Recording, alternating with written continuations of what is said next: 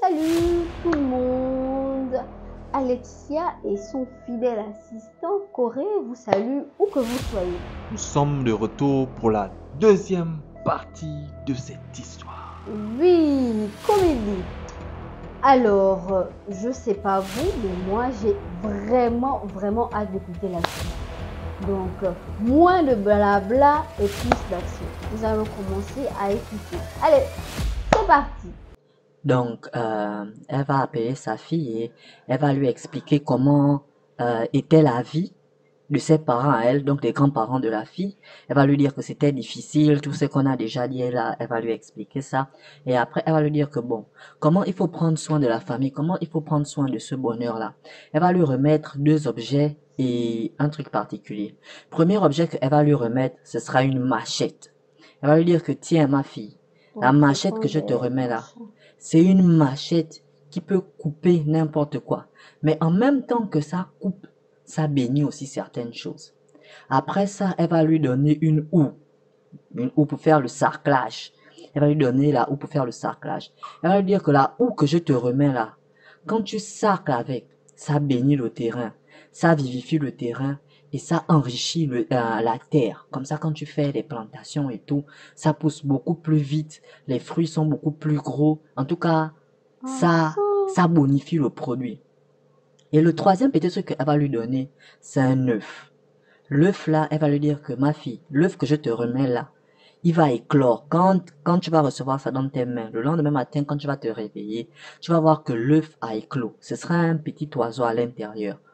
L'oiseau là, tu l'amènes en forêt. Quand tu l'amènes en forêt, tu le déposes près d'un grand arbre, ou tu montes sur l'arbre et tu le jettes. Quand il va voler, l'endroit là où il va se poser, le premier endroit là où il va aller se poser, c'est l'endroit là où tu vas faire les plantations, là où ce sont les produits qui poussent sur terre.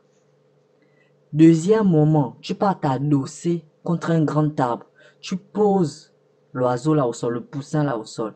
Quand il part, l'endroit là où il va aller cabiner, c'est l'endroit là où tu dois faire les plantations d'arbres fruitiers. Quand je dis arbres fruitiers, vous comprenez, les bananiers, voilà, quelque chose comme ça, les ananas, ce genre de trucs.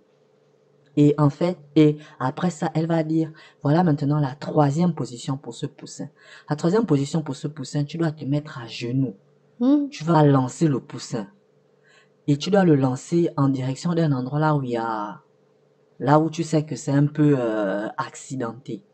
Là où il va aller atterrir, c'est l'endroit là où tu peux faire les plantations qui nécessitent de grandes consommations d'eau. C'est-à-dire qu'à cet endroit-là, quand tu auras des pluies, c'est vrai que normalement c'est censé s'inonder, mais les pluies là, quand l'eau va ruisseler là-bas, la terre va très vite absorber ça. Et quand tu vas faire des plantations comme par exemple des rizières, des trucs du genre, ça va beaucoup pousser. Donc voilà les conditions, voilà comment il faut prendre soin du bonheur, voilà comment tu peux prendre soin de la famille, voilà comment nous on a toujours fait, ton père et moi. Et à part ça, il y a un truc que tu dois respecter. Déjà, première chose, ta machette ne doit jamais rentrer à la maison. Quand tu as fini de couper les choses, tu dois prendre cette machette-là, tu dois aller la déposer au sommet du plus haut arbre dans les environs. La houe que je te donne là, quand vous avez fini de faire le sarclage, tu ne dois pas laisser ça avec les autres objets, non. La houe là, dès que vous finissez de faire le sarclage, tu prends cette houe, tu l'enterres à côté de la zone là où vous avez fait le sarclage. Maintenant, ce poussin-là, tu dois toujours le prendre, le ramener à la maison parce qu'il est précieux. Si ce poussin-là vient à se faire dévorer ou bien avoir un problème, tu vas te retrouver dans les problèmes, ma fille. Et après, pour conclure, elle va dire, le secret que je te transmets là, tu dois le transmettre seulement à la personne que tu vas trouver digne de confiance, qui va pouvoir prendre soin de la famille quand tu ne seras plus là. Ok, ma fille, ok. Et aussi, quand vous faites les récoltes, quand vous partez récolter les produits, il faut toujours laisser une petite quantité pour remercier les génies qui nous ont bénis. Tu as compris, ma fille? Ok, d'accord. Et comme je t'ai dit, il ne faut partager ce secret-là qu'avec l'héritière que tu vas désigner pour ce pouvoir. Tu as compris, ma fille? Ok, d'accord. Il s'avère que, après la discussion, quand la jeune fille va aller dans sa chambre pour dormir et tout, le lendemain matin, quand elle va se réveiller, elle va constater que la maman est morte, la maman n'est plus. Oh, Donc, mon ça va, Dieu. voilà, tout le monde va apprendre la nouvelle que non et tout. Oh, La maman est morte et tout. Donc, il y aura les cérémonies et tout, d'adieu, l'enterrement et tout ce qui s'ensuit, le rite traditionnel et tout. Et après ça, maintenant, il y a le conseil de famille.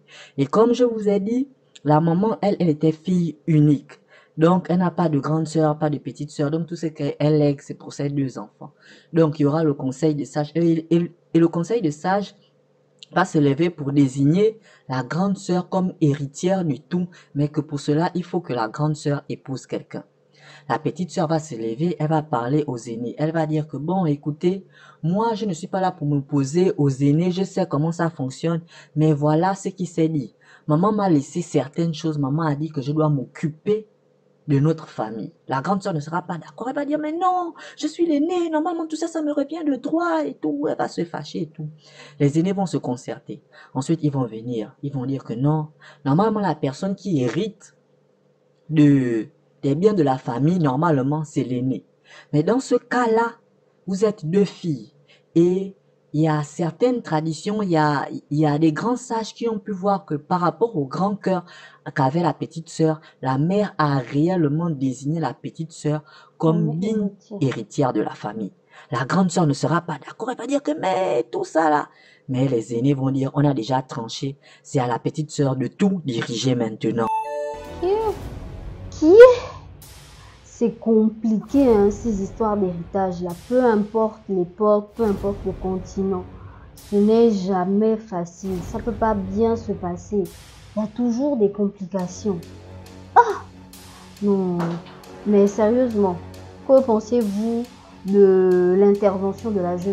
Elle aurait dû, la jeune sœur, je veux dire, la jeune fille, la jeune sœur, ça revient au même.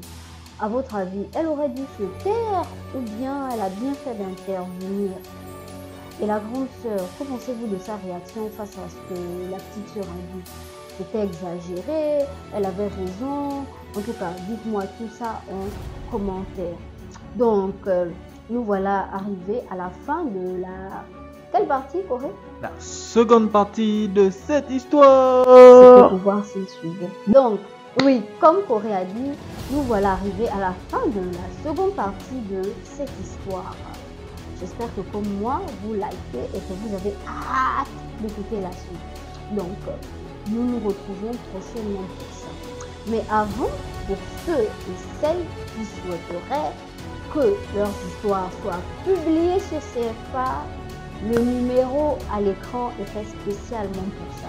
Vous nous envoyez votre histoire sur ce numéro et nous, on se charge du reste.